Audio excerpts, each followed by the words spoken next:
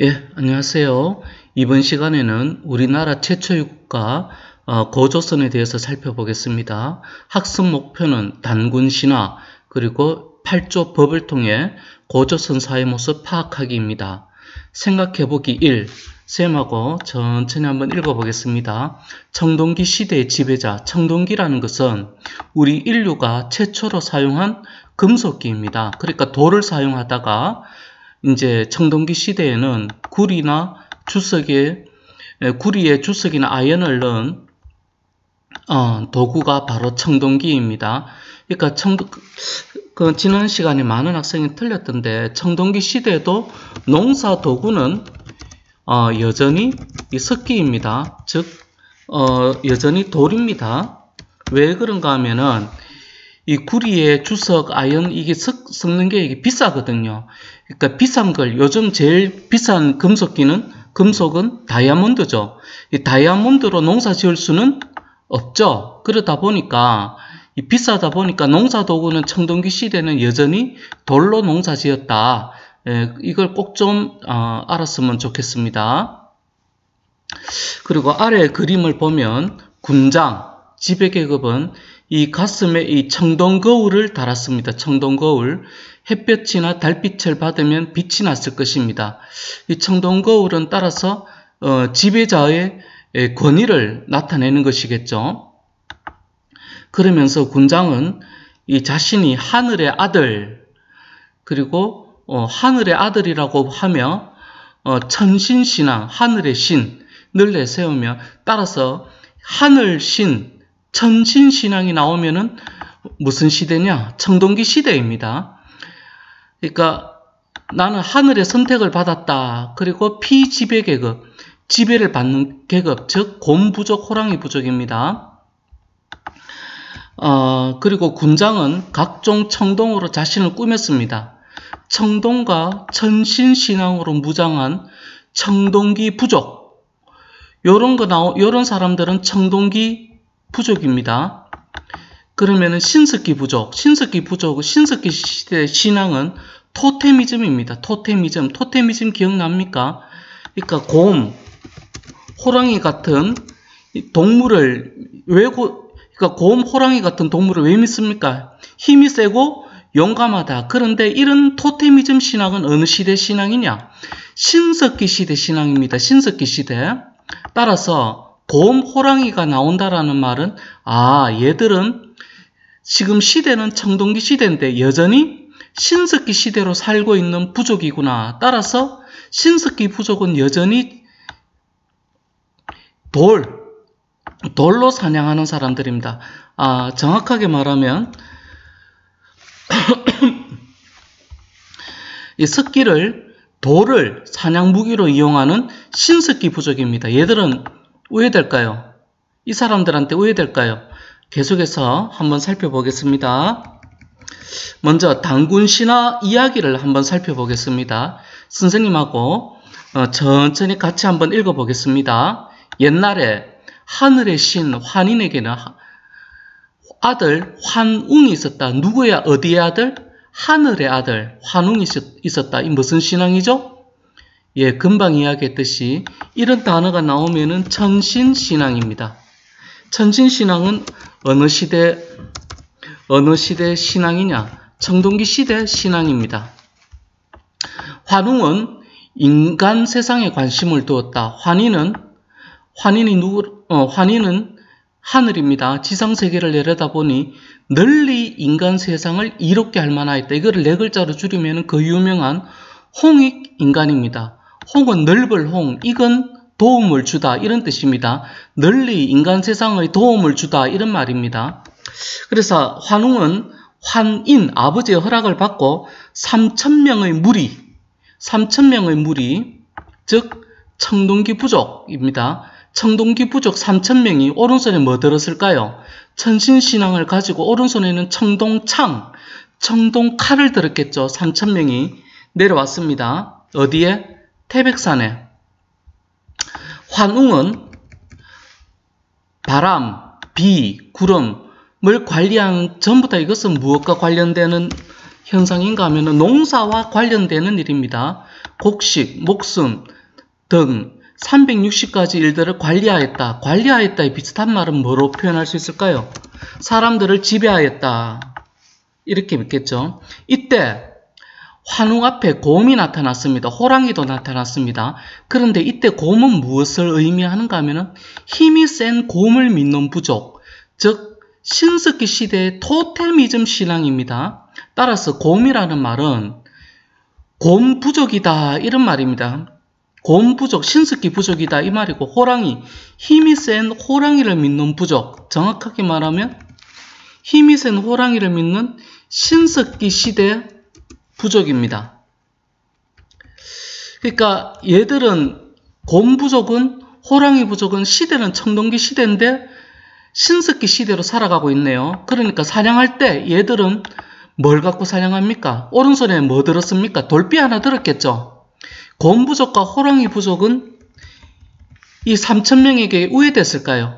이 사람들은 청동기 부족이니까 오른손에 뭐 들었다고요? 청동칼, 청동창을 들었습니다. 곰 부족과 호랑이 부족은 손에 뭐 들었다고요? 예, 돌비 들었습니다. 얘들은 우회되겠습니까? 나도 너하고 같이 좀 살게 해다. 우리는 곰인데, 우리는 호랑인데 너희처럼 인간처럼 살게 해둬라고 빌었습니다. 환웅이 뭐라고 했는가 하면은 쑥과 마늘을 주면서 100일 동안 좀 참아라 라고 합니다. 근데 참을성이 없는 호랑이는 뛰어나갔습니다. 그리고 곰은 여자가 되었습니다. 청동기 부족 입장에서 볼 때 짐승 같은 신석기 집단 곰 부족이 같이 살게 해줬다 이 말입니다. 그러니까 곰 부족은 뭐가 되었을까요? 아마 평민이 되었을 가능성이 높고요. 호랑이 부족은 노예가 되었을 가능성이 높겠죠. 여자가 된 웅녀는, 여자가 된 곰 웅녀는, 웅은 곰 웅자고 여는 여자 여자, 그러니까 웅녀라는 말은 곰여자 이런 말이네요. 아이 낳기를 이제 원했습니다. 환웅이 잠시 사람으로 변해 웅녀와 결혼하였는데 단군 왕금을 낳았습니다. 단군은 제사장, 왕금은 정치적 지도자를, 이게 무슨 말인가 하면은 제사와 정치가 일치했다 이런 말입니다. 요즘 시대로 따지자면은 스님이 대통령했다 혹은 목사님이 대통령했다 뭐 그런 말이겠죠. 지금 우리는 재정일치가 아니라 재정 분리사회죠. 근데 단군 왕금은 시대는 재정일치 시대였습니다. 그리고 단군 왕금은 사람 이름 아닙니다. 그러니까 그 당시 지배자를 단군 왕, 그러니까 요즘 단군 왕금을 요즘 말로 바꾸면은 막 대통령이다 이런 말하고 같은 말입니다. 사람 이름 아닙니다. 단군 왕금. 이거는 신하니까 이렇게 한 것뿐입니다. 단군 왕금은 평양성의 수도를, 도읍이라는 말은 도는 수도를 이야기하고 읍은 위치하다, 수도를 만들었다 이런 말입니다. 나라 이름을 조선이라 했다. 그런데 왜 우리는 고조선이라고 부르는가 하면은 이성계의 조선과 단군 왕금의 조선을 구별하기 위해서 고는 이제 옛고자입니다. 옛고를 써서 고조선이라고 이제 불렀습니다. 이번에는 신데렐라 이야기도 한번 살펴보도록 하겠습니다. 신데렐라는 새어머니, 그러니까 아버지가 죽고 아버지가 다른 여자와 결혼했습니다.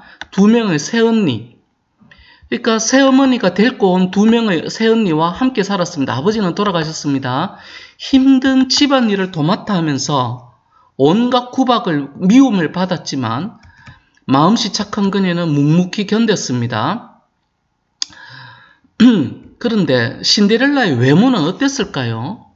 온갖 힘든 집안일을 도맡아 하고 햇볕 자외선을 쬐고 온갖 미움과 구박을 받았는데 예뻤을까요? 얼굴에 주근깨는 많지 않았을까요? 여하튼 계속해서 읽어봅시다. 어느 날 그 나라의 왕자가 신부감을 찾기 위해 무도회를 열고 젊은 여자들을 모두 초대했습니다. 새어머니는, 그리고 두 언니는 화려한 무도회에 갔지만 신데렐라는 갈 수 없었습니다. 슬피 울고 있을 때 요정이 나타나서 호박은 황금마차로, 생지는 말로, 큰지는 마부로 만들고 예쁜 옷과 유리구두를 주었습니다. 그리고 12시가 되면, 자정 12시가 되면 원래의 모습으로 돌아올 것이다 라는 말을 남기고 사라졌습니다. 신데렐라는 왕자님과 춤을 추고, 그런데 춤을 추던 중 12시가 되어 급히 집으로 돌아오다가 그만 한쪽 유리구두를 잃어버렸습니다.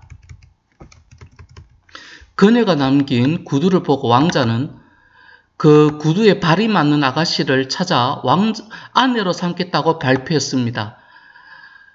이 집 저 집을 찾다가 결국 신데렐라 집에 왔을 때 누구에게도 맞지 않던 구두가 그녀에게 꼭 맞자 왕자는 신데렐라와 결혼하게 됩니다. 그러니까 미움을 받던 구박을 받던 아주 신분이 낮은 신데렐라라는 여자가 왕자님과 결혼했네요. 신데렐라는 누구하고 비슷합니까? 웅녀와 비슷하죠. 그건 그렇고 이제 단군 신화와 신데렐라 이야기에서 알 수 있는 것을 살펴봅시다. 한번 살펴봅시다. 자,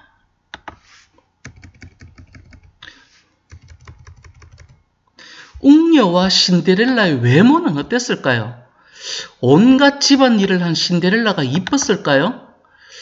신데렐라는 밥을 규칙적으로 못 먹었을 가능성이 높습니다. 밥을 규칙적으로 못 먹으면 한꺼번에 많이 먹어야 되죠. 폭식해야 되죠. 한 번에 폭식하는 사람이 날씬하고 이뻤을까요? 그리고 곰이 여자가 되었는데 예뻤을까요? 여하튼 웅녀와 신데렐라는 참 좋지 않은 조건입니다. 단군 신화와 신데렐라 이야기의 공통점은 무엇인가요? 바로 신분이 낮은 여자. 웅녀는 솔직하게 말해서 출신이 어디입니까? 인간도 아닙니다. 짐승입니다. 짐승. 어떻게 보면 웅녀는 짐승 같은 여자입니다. 짐승 같은 여자가 하늘의 아들과, 그리고 신데렐라는 정말 미움받고 구박받고 맨날 집안일만 하던 신분이 낮은 여자가 왕자님과 결혼해서 행복하게 살았습니다. 이 이야기의 공통점은 여기 있습니다. 그리고 이것은 또 다른 공통점은 현실에서 잘 일어나지 않는 이야기입니다. 신분이 높은 사람이, 부잣집 아이가 부잣집 사람이 가난한 사람과 결혼 잘 하지 않죠. 현실에서는 잘 안 일어나죠. 이런 것은 주로 어디에서 일어나는 이야기입니까? 영화나 드라마에서나 있는 이야기입니다. 여기까지 한번 살펴봤고요. 그렇다면 홍익인간은 무엇을 의미할까요? 홍익인간은 널리 인간을 이롭게 한다, 도와준다 그 말인데 구체적으로는 무엇을 뜻할까요? 바로 하늘의 아들인 환웅이 곰부족의 즉 여자, 그러니까 다른 말로 말하면은 신분이 낮은 여자 혹은 가난한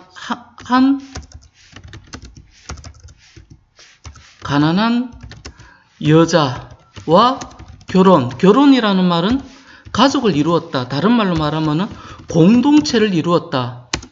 그래서 공동체를 이루어 약한 사람을 도와준다. 이런 말입니다.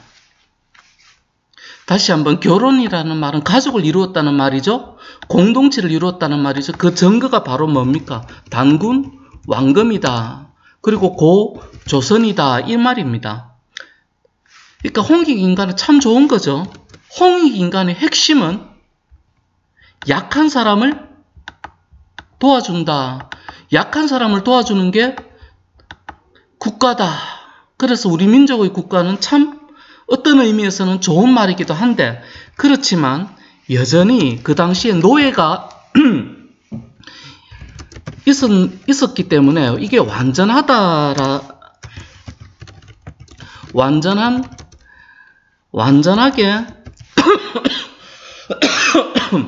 완전하게 좋은 국가다라고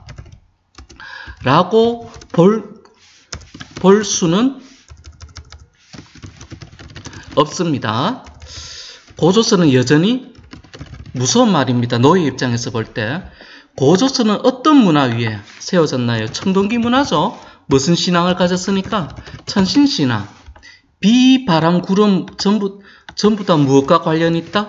농사와 관련이 있다. 농사을이 아니라 농사를 중요하게 생각한 사회다라고 볼 수 있습니다. 단군 신화 속에 나타난 신석기 시대 신앙은 토테미즘, 다른 말 근거는 곰, 호랑이입니다. 오늘의 핵심 질문, 청동기 시대에 신석기 문화를 가진 집단은 어떻게 됐을까요? 곰 부족은 인간같이 살았다. 그리고 호랑이 부족은 못 참았으니까, 호랑이 부족은 뛰어나갔으니까 노예로 살았을 가능성이 높습니다. 자, 그러니까 새로운 사회 질서, 통합, 우리 같이 살아, 우리 같이 살아, 이 말은 홍익인간. 그러니까 곰 부족은 살려는 줄게, 인간같이. 그러나 호랑이 부족은 너가 노예로 살아, 곰은 도와줄게. 이거 도와줄게가 무슨 말입니까? 홍익인간입니다. 그러나 홍익인간이 완전히 좋은 개념이다라고, 홍익인간은 참 좋은 말이지만 완전하게 노예 입장에서 볼 때 완전히 좋은 말은 아니죠. 자, 그 다음에 계속해서 한번 봅시다. 단군, 왕검은 지배자 한 명의 호칭이다. 사람 이름이 이로써 알 수 있는 사실은 제사와 정치가 일치한 재정 일치사회라는 것입니다. 수고했습니다. 오늘은 이까지만 하겠습니다. 감사합니다.